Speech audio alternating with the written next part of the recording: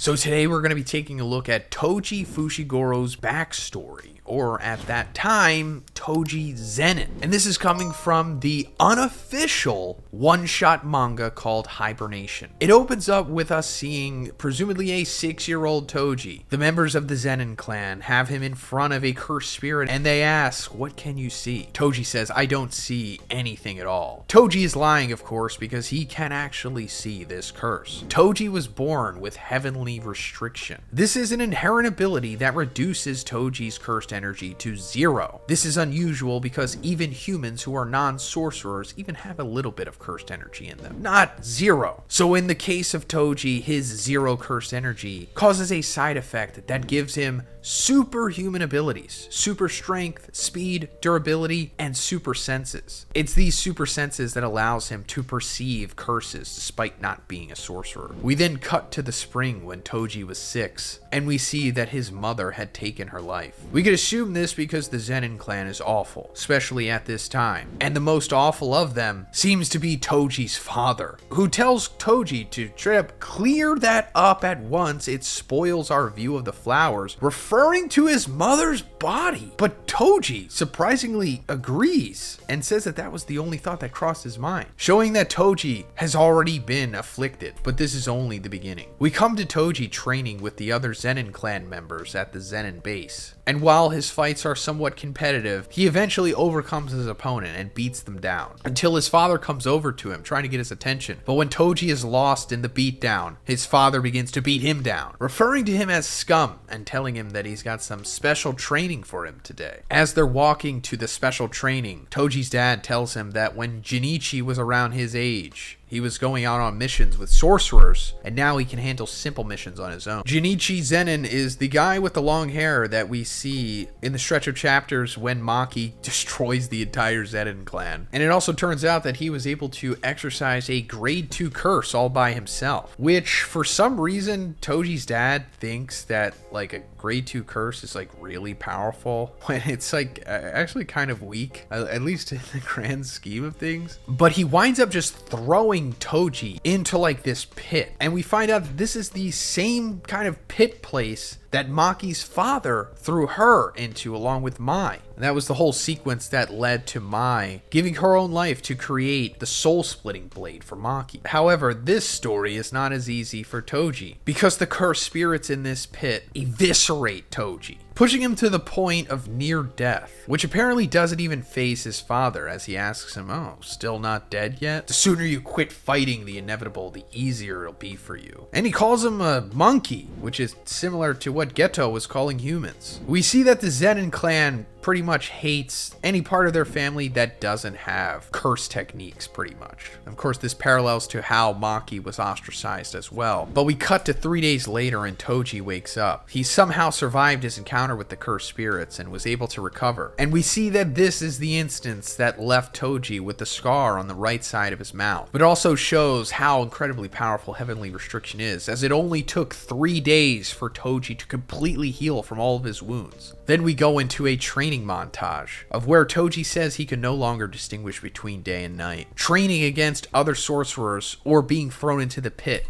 and having to fight against the cursed spirits, while also being stabbed in the hand by his father. He says when he reached the point where he couldn't feel pain anymore, a new pain came along. But he knew that he was tough enough and that he couldn't be killed. And realizing this, he knows that all he can do is endure. And that's exactly what he did, because this was slowly making Toji more and more powerful, to the point of where he would eventually become the strongest of the Zenins. We come back to Toji's father checking on him, and he berates him the most that we've seen so far, calling him a sack of crap, and that there's no point in worthless trash like him even being alive. This is because he realizes that Toji is getting stronger and more resilient, and he also tells him to not let that get to his head just because he's sturdier than the average monkey. So he decides to leave him in the pit with the cursed spirits for a couple more hours, until a much bigger cursed spirit encounters Toji. We'll later find out that this is a grade 1 cursed spirit, and it nearly kills Toji, until Toji realizes that his mother very likely went to hell. But he takes solace in it because at least she got free from the Zenin clan. And this gets Toji to his breaking point where he says, throw it all away. All of it. All of his emotions, all of his memories. Just get rid of it and just become a cold-blooded killing machine. And he winds up taking a broken piece of stone and stabs the cursed spirit in the neck. He then hops on its back and begins to stab it just like how he stabbed Gojo in the leg, eventually killing it. Then we come back to Toji's father, conversating with another member of the Zhoniin clan, talking about how they kept a grade 1 down there. Toji's father saying, "Oh, you're getting cold feet now? The family head himself gave us his blessing for this," meaning they wanted Toji to fight against this grade 1 cursed spirit,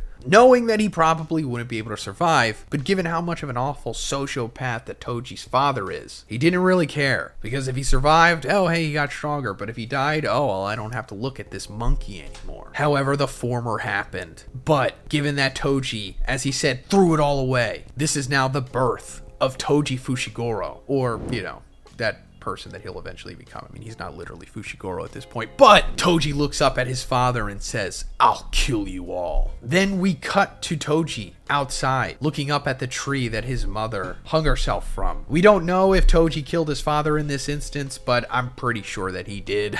We then see a man approach Toji, who I think is Junichi, and he asks Toji if he's going to string himself up on the tree like his mother did. And Toji says, "Even if I did, it probably wouldn't even kill me," which is true. Toji is so incredibly powerful that being hung from a tree would do nothing. But going further, Toji says, besides, it would be a shame to go out without raising a little hell first. It then cuts to Toji in the city. He's now dressed in civilian clothes, looking around at people with the curses attached to them, and says, "Now, what to do next?" And that is the end of Toji's backstory from the one-shot manga Hibernation. Now let me go into how this came to be made and why it actually really makes sense and why it's probably very accurate to what Toji's backstory actually is. So at the end of Hibernation, the author Yu says when he read the Jujutsu Kaisen fan book, and that's because in the fan book, Gege was asked, when did Toji start to fall afoul of the Zhoniin family? And what kind of abuse did he receive?